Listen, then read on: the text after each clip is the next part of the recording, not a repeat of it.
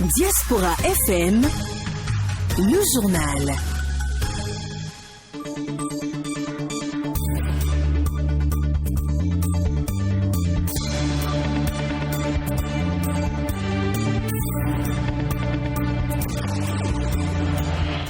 Madame, Monsieur, bonjour. Merci de prendre le rendez-vous de cette édition au sommaire.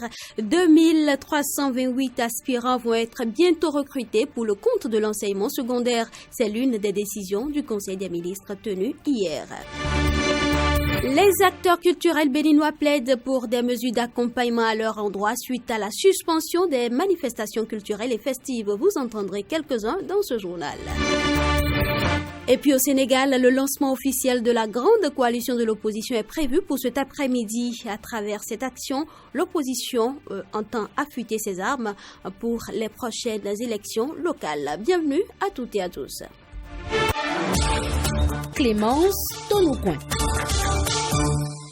Les membres du gouvernement ont tenu hier le premier conseil des ministres après quelques semaines de vacances. Au cours de ce conclave gouvernemental, plusieurs décisions ont été prises. Suivez un extrait du compte-rendu avec Wilfried Léandre Hungweji, secrétaire général adjoint et porte-parole du gouvernement. Au chapitre des communications, en point 1, nous avons la démolition d'une partie des immeubles de la berge lagunaire sud-ouest de Cotonou dans le cadre de la reconstruction du marché de Ganhi. Dans ce cadre, un emplacement a été identifié sur la berge lagunaire au sud-ouest de Cotonou pour le relogement des usagers pendant la durée des travaux. En point 2, l'organisation d'un test de sélection complémentaire d'aspirants au métier d'enseignant au profit du ministère des Enseignements secondaires, techniques et de la formation professionnelle au titre de l'année scolaire 2021-2022. Le Conseil a autorisé l'organisation, le 11 septembre 2021, de ces tests de sélection complémentaire de 2328 aspirants en vue d'assurer une couverture optimale des besoins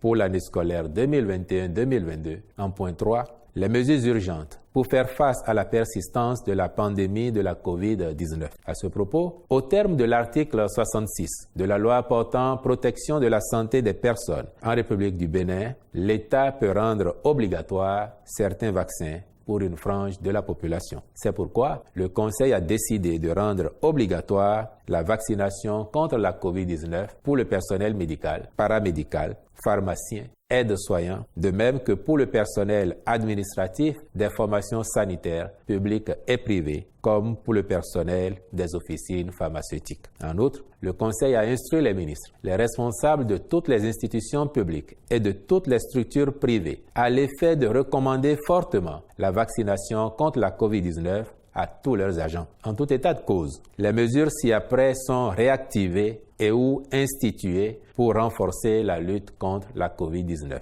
Il s'agit de fermeture des discothèques et structures assimilées, interdiction de rassemblements festifs dans des endroits publics, y compris les plages, interdiction des rassemblements de plus de 50 personnes, limitation du nombre de passagers à bord des taxis et embarcations à 3 au maximum, suspension des événements et manifestations à caractère culturel, festif, sportif et religieux. Prescription aux usagers des espaces marchands, boutiques, magasins, supermarchés, marchés ordinaires et autres d'observer le port de masques systématiques et la distance d'au moins 1 mètre entre personnes. Autorisation des cérémonies d'inhumation pour des rassemblements n'excédant pas 50 personnes, lesquelles doivent respecter la distance d'au moins 1 mètre entre elles. Suspension de la participation de tout agent de l'administration publique ou employé du secteur privé non vacciné contre la COVID-19, des rencontres telles que les réunions, ateliers, forums, séminaires, etc. sur le territoire national. La présidente d'honneur du parti UDBN, Claudine Afiavi-Prudencio, est nommée présidente de l'Institut national de la femme. Ainsi en a décidé le Conseil des ministres tenu hier. Au poste de secrétaire exécutive de l'institution, le Conseil a nommé Huguette Bokpenyakaja. Après sa nomination, l'honorable Claudine Afiavi-Prudencio, dans ses premières impressions livrées à un quotidien, a laissé entendre, je cite, « Je prends conscience de l'immensité de la tâche et je reste convaincue que nous saurons déployer toutes les énergies nécessaires afin que le chef de l'État ne regrette pas le choix porté sur ma modeste personne. » Fin de citation. Et parlant toujours de l'INF, l'Institut national national de la femme, le secrétaire général adjoint et porte-parole du gouvernement est revenu sur les spécificités de l'institution dans sa nouvelle version. Wilfried Léandre Hungweji.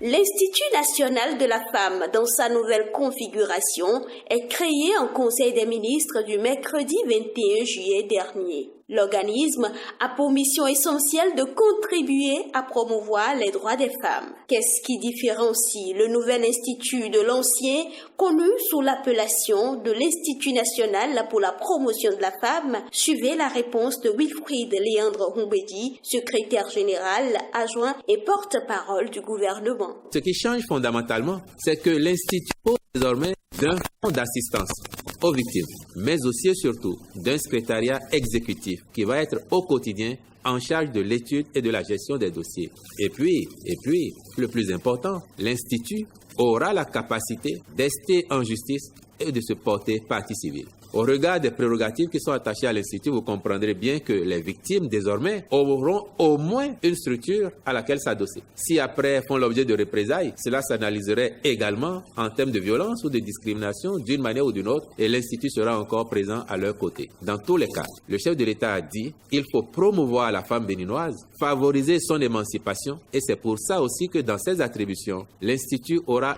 un rôle de plaidoyer. Plaidoyer en direction de certaines couches pour que certaines pratiques socio-culturelles qui arrièrent la femme, qui compromettent son épanouissement, son développement, soient reléguées au dernier plan. C'est aussi cela, la pédagogie qui va avec le rôle assigné à l'Institut dès que ses responsables seront nommés, vous verrez. Et en attendant, le conseil d'administration a déjà été mis en place. Vous avez suivi avec le dernier conseil des ministres. Il y a 5 personnes au conseil d'administration et je peux vous dire qu'il y a 4 femmes pour un homme. Ce qui traduit bien la volonté du gouvernement d'en faire un organe véritablement dédié à la femme.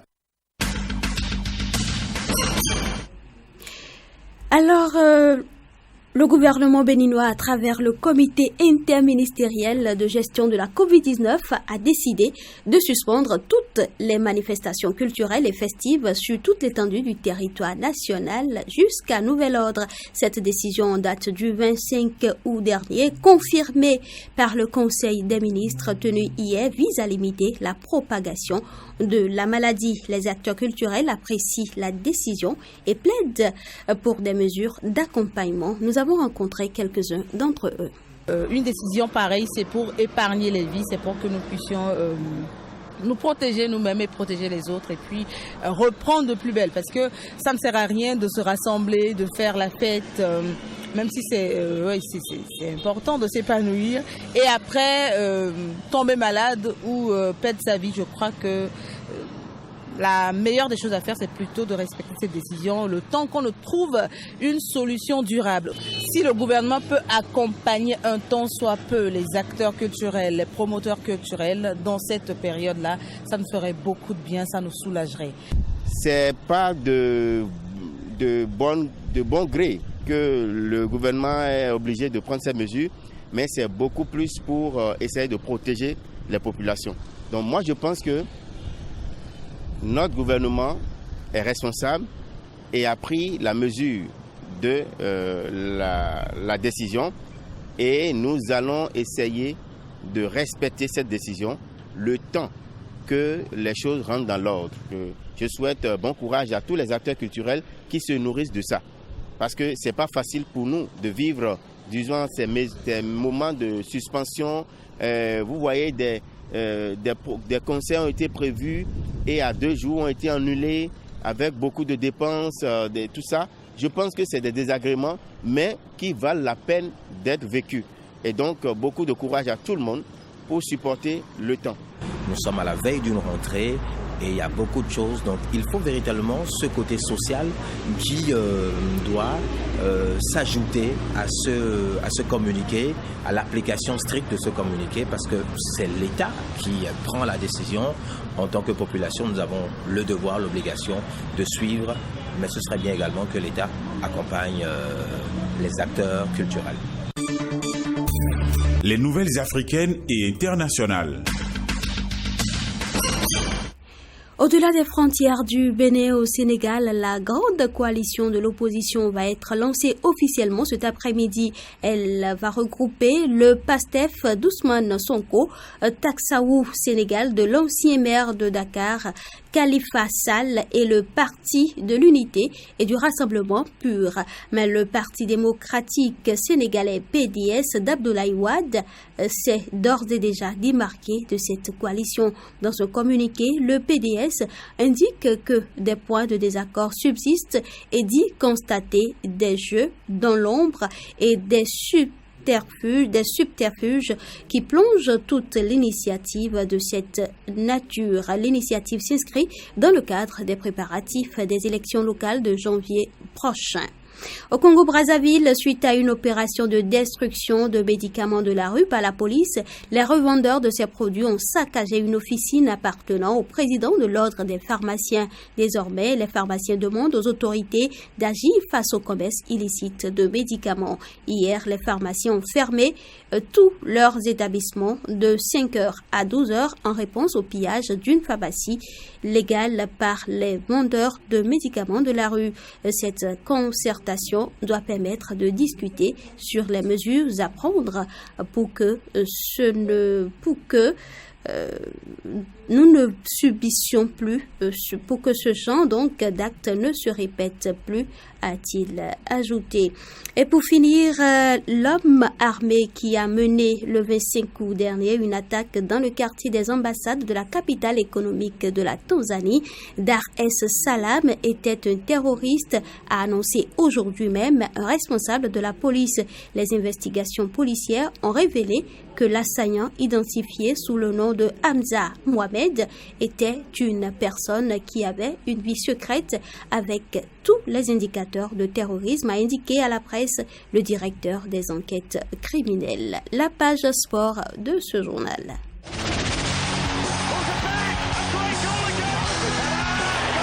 Tout le sport. La Confédération africaine de la randonnée pédestre et du bien-être a lancé hier à Cotonou la randonnée pédestre sous-régionale.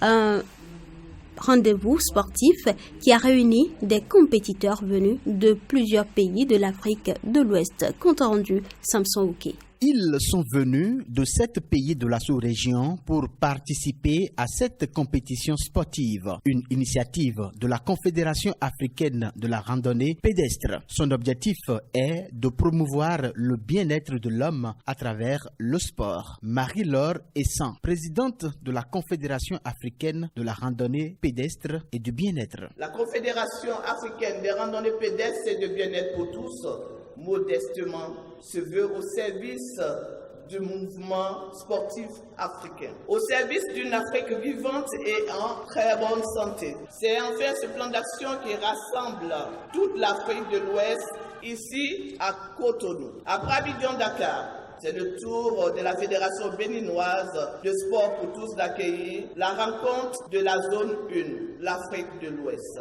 La randonnée pédestre au service du développement, c'est bien le thème autour duquel s'articuleront toutes les activités prévues pour cette rencontre. Soufianou Imoru, président de la Fédération béninoise de la randonnée pédestre, Cécile Moudjé, représentante du ministre du Sport. Nous sommes maintenant engagés pour 4 jours. 4 jours d'intenses activités, faites de conclaves, de formation, de compétition, à l'issue desquelles nous aurons la randonnée populaire pour découvrir la route des pêches. Le ministre des Sports, dans sa politique, a fait de la pratique du sport pour tous une véritable priorité. C'est pourquoi le Fonds national pour le développement des activités de jeunesse, des sports et des loisirs, structure sous tutelle du ministère des Sports, a fait l'option de soutenir toute initiative qui participe à la promotion du sport dans notre pays. Vous comprenez donc la raison de la présence du Fonds ici ce matin à vos côtés pour accompagner et encourager la mise en œuvre de cette randonnée pédestre dont les bienfaits n'ont plus à démontrer. Démarré ce 1er septembre, cette compétition sportive prend fin le 5 septembre avec la grande randonnée pédestre internationale de la route des pêches suivie de la cérémonie de remise de trophées aux meilleurs compétiteurs. Coupe Coupe du Monde Qatar 2022, les écureuils affrontent cet après-midi les Baréas de Madagascar, une rencontre comptant pour les éliminatoires de ce mondial. Les chances du Bénin dans ce match avec Frédéric Espoir Roumambou. Pour ce match, les écureuils partent diminuer à cause des blessures de Olivier Verdon, Jodel Dossou et Cécile d'Almeida. Mais également, il faut noter l'absence de Bourou Samadou et de Marcelin Coupeau, déclarés positifs au test Covid.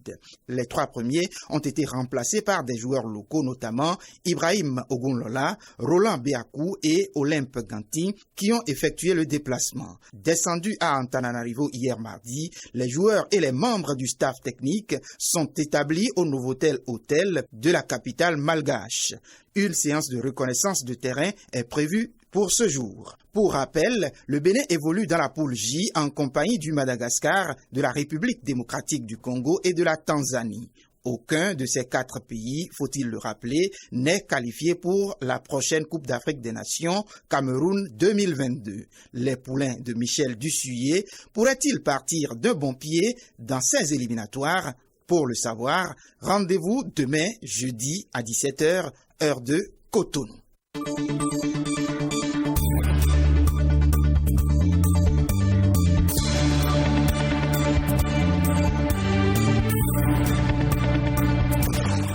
Ainsi se referme cette édition de Journal Parlé. Merci de l'avoir suivi. Mise en onde, Emmanuel Agodjelou, chef d'édition Albéric Dochamon, présentation Clémence Tonoucoin.